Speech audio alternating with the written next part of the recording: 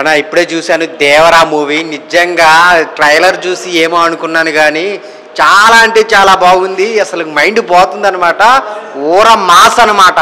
అసలు ఆ mass elevations ఇచ్చడంలో కానీ కొరటాల శివ ఎన్టీఆర్ కాంబినేషన్ చాలా చాలా నెగిటివ్ స్ప్రెడ్ అయింది. కానీ పాన్ ఇండియా సినిమా తీశారు భయ్యా. నిజంగా మీరు ట్రైలర్లో చూసిన దానికంటే నెంబర్ ఆఫ్ ట్విస్ట్లు ఉన్నాయన్నమాట. ఒక్కళ్ళ ఇద్దరా ముగ్గురా అనేది అసలు ఇంటర్వెల్ సీన్ కానీ ఇంటర్వెల్ నుంచి క్లైమాక్స్ కానీ ఎన్టీఆర్ గారు 40 నిమిషాలే పిచ్చ పీక్స్ అన్నారు. కానీ సినిమా ప్రతి 5 నిమిషాలకు ఒకసారి పీక్స్లో ఉంటుందన్న. ఆ సాంగ్స్ అయితే ఏంటి, ఆ ఎలివేషన్స్ ఏంటి, ఆ విజువల్స్ ఏంటి, అబ్బా మైండ్ పోతుంది. అసలు సల్లారు కాదు ఇంకేం కాదు. 1000 కోట్లు పక్కా కొడుతున్నాడు ఎన్టీఆర్ గారు. చాలా అంటే చాలా పర్ఫార్మెన్స్ ఏంటి, ఆ డైరెక్షన్ ఏంటి, ఆ స్క్రీన్ ప్లే ఏంటి, ఆ డైలాగ్స్ ఏంటి, మెయిన్ ఆ జాన్వీ కపూర్ హీరోయిన్కి అయితే చాలా చాలా బాగా చేసింది. తను ఎలా చేస్తుంది అనుకున్నాం కానీ ఈ ఎన్టీఆర్ గారికి పోటీ ఇచ్చింది డ్యాన్స్లో. అంత బాగా చేసింది అనమాట.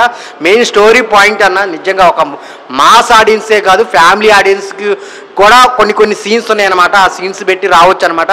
బ్యాక్గ్రౌండ్ మ్యూజిక్ అన్న అనిరుద్ధుని బ్యాక్గ్రౌండ్ మ్యూజిక్ అయితే మెంటల్ ఎక్కిందనమాట. సో ఈ మధ్య కొన్ని తెలుగు సినిమాలకి డిసప్పాయింట్ చేసినా కానీ ఈ సినిమాలో మటుకు చాలా బాగా ఇచ్చాడు. సో అందరూ ఎంజాయ్ చేస్తారనమాట. 2-3 సార్లు రిపీట్ అయ్యిగా వెళ్ళే సినిమా అనమాట దేవరా. సో అందరు థియేటర్కి వెళ్ళి చూడండి. Thank you so much.